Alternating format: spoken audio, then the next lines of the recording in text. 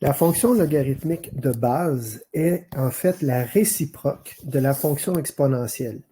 Alors ici, on a en bleu dans le graphique une fonction exponentielle. Et la réciproque d'une fonction graphiquement, c'est sa symétrie par rapport à un axe d'équation y est égal à x. Donc, cette droite traverse le plan cartésien au milieu des cadrans 1 et 3 en passant par l'origine. Et chaque point de la courbe d'origine va être réfléchi de l'autre côté de cet axe à même distance et perpendiculairement. Et dans ce cas-ci, ça va former la fonction logarithmique. Alors, chaque point de la courbe bleue sera réfléchi au même endroit perpendiculairement à l'axe, à la même distance, mais de l'autre côté de l'axe, pour former la fonction logarithmique. Ça, c'est graphiquement. On peut constater ensuite que l'asymptote de la fonction exponentielle qui se trouve à être de base, je parle de la fonction de base ici, qui se trouve à être l'axe des abscisses, va devenir, l'asymptote va devenir l'axe des ordonnées. Donc ici, ça a l'air de toucher, mais c'est parce que le trait est très épais. Mais dans les faits, ça va tendre vers l'axe sans jamais y toucher. Au niveau de l'équation, si je prends la fonction exponentielle f de x égale c à la x, là, tous les paramètres sont à 0 pour A et B, et sont à 1 pour A et B, et à 0 pour H et K. Donc, ici, y égale à c exposant x. Ben, quand j'établis une fonction réciproque, ce que je fais, c'est que je remplace, en fait, x par y. Donc, je vais faire yx égale c à la f de x. Alors, à ce moment-là, la façon de ramener ça pour avoir f de x égale, ben, f de x égale. F de x, c'est l'exposant, donc le logarithme de la puissance x en base c. Alors, je répète ici, on a le logarithme qui est l'exposant. F de x, c'est donc l'exposant qui est ici. La base c est là, et la puissance de c à la f de x, c'est exprimé par x. Alors ça, c'est la règle de base de la fonction logarithmique. On doit spécifier, comme d'habitude, c doit être supérieur à 0, et c doit également être différent de 1. Sinon, ben, 1 exposant n'importe quoi, ça ne change rien.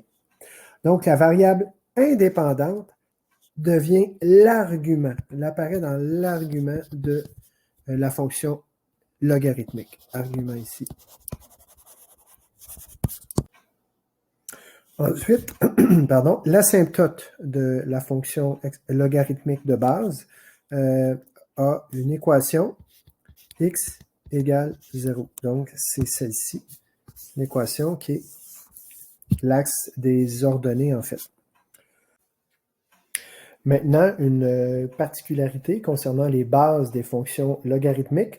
Lorsqu'on a des bases inversées, ça donne une courbe qui est symétrique par rapport à l'axe des abscisses. On est toujours dans les fonctions là, de base. Elles sont paramétrées.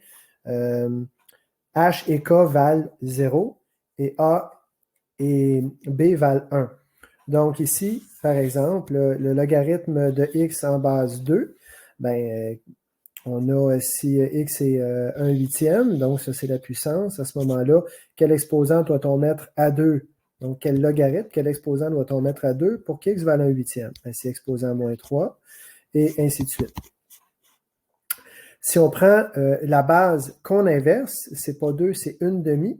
Rappelez-vous que notre fonction exponentielle, je viens au graphique ici, si on inverse la base de l'exposant, ça va être une symétrie d'axe y, comme ceci, parce que inverser la base, ça revient à avoir un exposant négatif, donc le paramètre b qui était devant l'exposant est négatif, ce qui a pour effet de créer une symétrie sur l'axe des ordonnées, comme ceci. Ça, c'était pour la fonction exponentielle.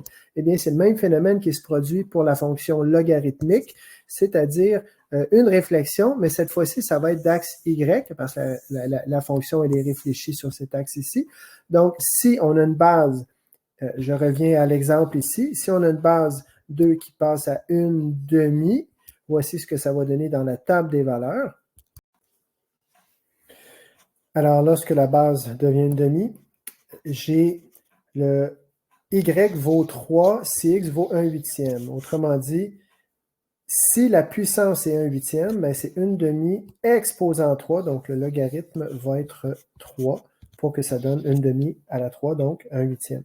Et là, ça va décroître par bond de moins 1 dans l'exemple qui est ici. Alors, ce qu'il faut remarquer, c'est que j'ai inversé les deux bases et ça me donne des valeurs opposées, sauf pour le 0 évidemment, parce que la réflexion sera d'axe y égale 0. Donc, des valeurs opposées pour les valeurs de y.